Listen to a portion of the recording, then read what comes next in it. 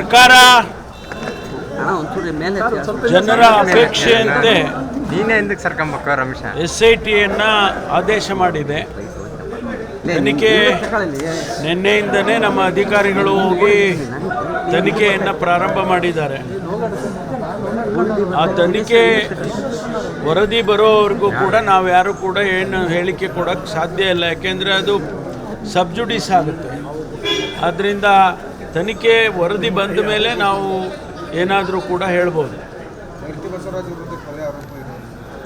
ಅದಕ್ಕೂ ತನಿಖೆ ನಡೀತಾ ಇದೆ. ಈಗಾಗಲೇ COD ಕೊಟ್ಟಿದ್ದೇವೆ. ಅದನ್ನು COD ತನಿಖೆ ಮಾಡಿದ ಮೇಲೆ ಅವರ ಪಾತ್ರ ಏನಾದರೂ ಇದೆಯಾ ಇಲ್ವಾ ಅನ್ನೋದನ್ನು ಪರಿಶೀಲನೆ ಮಾಡ್ತಾರೆ. ಆಮೇಲೆ ಯಾರು ತಪ್ಪಿತಸ್ಥರಿದ್ದಾರೆ, ಕೊಲೆ ಮಾಡಿದವರಿಗೆ ಕಾನೂನಿನ ಪ್ರಕಾರ ಶಿಕ್ಷೆ ಆಗುತ್ತೆ. ಯಾವ ರಾಜಕೀಯ ಒತ್ತಡ ಯಾವುದಕ್ಕೂ ಇಲ್ಲ.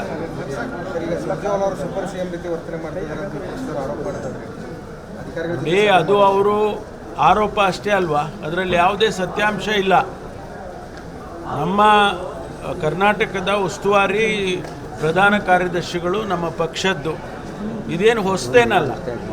ಯಾವತ್ತೂ ಕೂಡ ನಮ್ಮ ಅಖಿಲ ಭಾರತ ಕಾಂಗ್ರೆಸ್ ಪಕ್ಷದಲ್ಲಿ ಪ್ರಧಾನ ಕಾರ್ಯದರ್ಶಿಗಳನ್ನು ಒಂದೊಂದು ರಾಜ್ಯಕ್ಕೆ ನೇಮಕ ಮಾಡ್ತಾರೆ. ನಮ್ಮ ರಾಜ್ಯಕ್ಕೆ ಅವರನ್ನು ನೇಮಕ ಮಾಡಿದ್ದಾರೆ. ಚುನಾವಣೆಗೆ ಮೊದಲು ಇದ್ದರು, ಈಗಲೂ ಇದ್ದಾರೆ. ಅವರು ಸ್ವಾಭಾವಿಕವಾಗಿ ನಮ್ಮ ಪಕ್ಷದ ಪ್ರಣಾಳಿಕೆಯಲ್ಲಿ ನಾವೇನು ಜನಕ್ಕೆ ಭರವಸೆ ಕೊಟ್ಟಿದ್ದೇವೆ ಅದನ್ನು ಅನುಷ್ಠಾನ ಮಾಡಿ ಅಂತೇಳಿ ಆಗಾಗ್ಗೆ ಬಂದು ನೋಡ್ತಾ ಇರ್ತಾರೆ. ಅದು ನಮ್ಮ ಪಕ್ಷದ ಜವಾಬ್ದಾರಿ ಕೂಡ. ಹಾಗಾಗಿ ಅವ್ರು ಬರ್ತಾರೆ, ಹೋಗ್ತಾರೆ. ಯಾವ ಅಧಿಕಾರಿಯನ್ನು ಕೂಡ ಅವರೇನು ಕರೆದು ಯಾರನ್ನು ಕೂಡ ಮಾತನಾಡಿಲ್ಲ ಅಥವಾ ಸೂಚನೆಗಳನ್ನು ಕೊಟ್ಟಿಲ್ಲ. ಆಡಳಿತದಲ್ಲಿ ಯಾವುದೇ ಹಸ್ತಕ್ಷೇಪ ಅವ್ರದ್ದಿಲ್ಲ.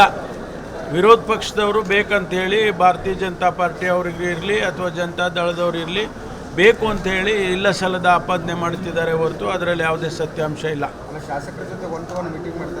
ಅದು ನಮ್ಮ ಪಕ್ಷದ ಆಂತರಿಕ ರೀ. ಹೌದು, ಅದು ನಮ್ಮ ಪಕ್ಷದ ಆಂತರಿಕ ವಿಚಾರ. ಅದಕ್ಕೂ ಭಾರತೀಯ ಜನತಾ ಪಾರ್ಟಿಗೂ ಏನು ಸಂಬಂಧ ಇದೆ? ಅವ್ರ ಜನರಲ್ ಸೆಕ್ರೆಟರಿಗಳು ಬರೋದಿಲ್ವಾ?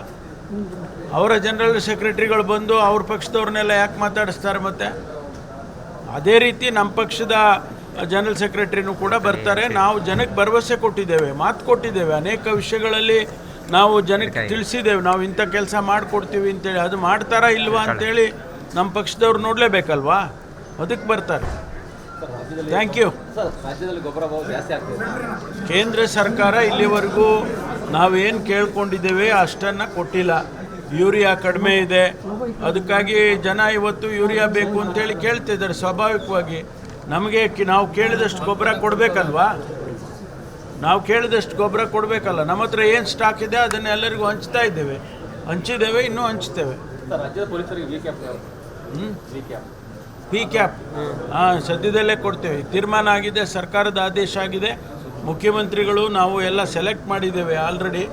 ಅದನ್ನು ಆದಷ್ಟು ಶೀಘ್ರವಾಗಿ ಕೊಡ್ತೇವೆ. ಆರ್ಡರ್ ಮಾಡಿದ್ದೇವೆ, ಅದನ್ನು ಬೇಗ ಕೊಡ್ತೇವೆ. ಆಯ್ತಾಯ್ತು ಡಾಕ್ಟರ್